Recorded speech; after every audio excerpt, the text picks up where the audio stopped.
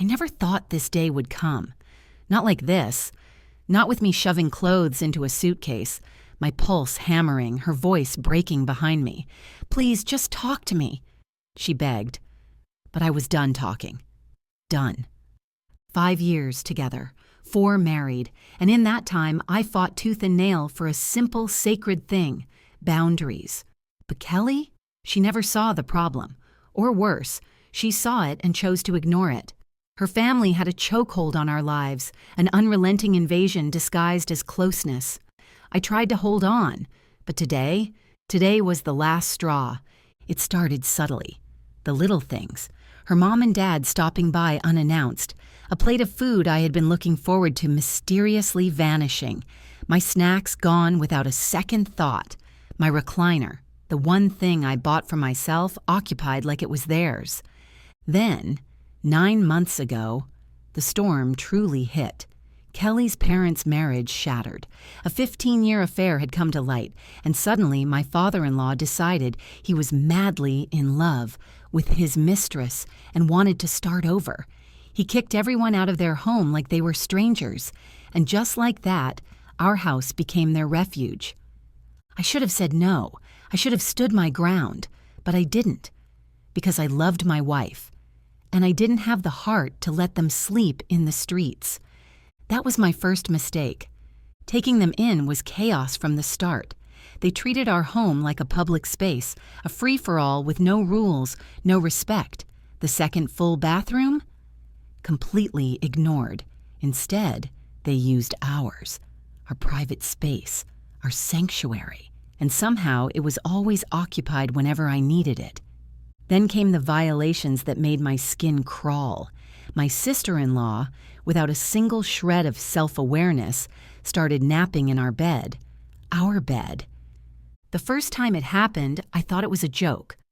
I walked into my bedroom late at night, and there she was, sprawled out like it was her own. My wife and I had to wake her up, wait for her to shake off her grogginess, and then patiently stand there while she took her sweet time leaving. I wanted to scream, and still, it didn't stop. 3 months of this insanity, 3 months of me demanding change, only to be met with dismissive nods, half-hearted apologies, and the same damn thing happening over and over again. I told Kelly. I told them. I made it clear. And yet, they kept showing up, at random hours, without warning. Even when I didn't physically see them, I knew my wife was sneaking them in. My privacy was shattered. My home was no longer mine. It boiled over one night when I came home to find them again helping themselves to my life, my things. My patience snapped.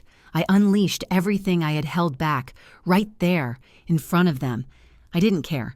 And what did they do? They left, finally. But my wife? She looked at me like I had just burned our house down. We fought. I slept in a hotel that night. I warned her. I told her I was at my breaking point, and she still acted like I was the villain, like I was asking her to abandon them instead of simply asking her to respect our marriage. And then today happened. The final insult. The moment I knew I was done. I pulled into the driveway, exhausted, defeated, and what do I see? Her brother's car. Not parked neatly to the side, not even in the driveway. No, it was sitting dead in the middle, right where my only option was to drive over the lawn to get past. Disrespect, plain and simple. I walked inside, and there he was, sprawled on my couch, shoes on, smirking like he owned the place, like I was the guest in my own home. I didn't say a word. I didn't yell. I didn't argue. I turned, walked into my bedroom, and grabbed my suitcase. "What are you doing?" Kelly's voice was already shaking. I packed, stuffed my belongings into whatever I could carry. "Please, don't do this. Let's talk. Just wait until he leaves." That's when I turned to her, my voice ice cold. "There's nothing left to talk about." I pushed past her, my chest tight with rage, heartbreak, exhaustion. I had given this woman my heart, my home, my patience.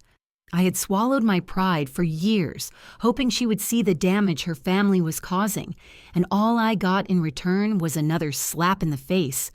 She sobbed as I walked out. I didn't look back.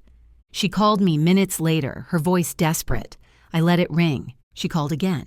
I answered. "My decision is final," I said. Cold. Absolute. She begged, she pleaded, "Please don't do this."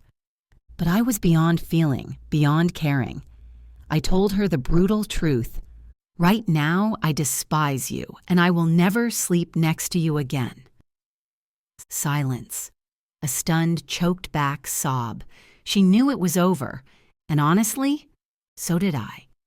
Now, sitting here, migraine pounding, anger still bubbling beneath my skin, I ask myself, was I in wrong for leaving like this?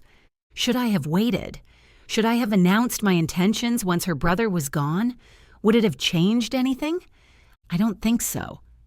Because the truth is, this marriage ended long before today. I just finally had the guts to walk away. And I don't regret it for a second.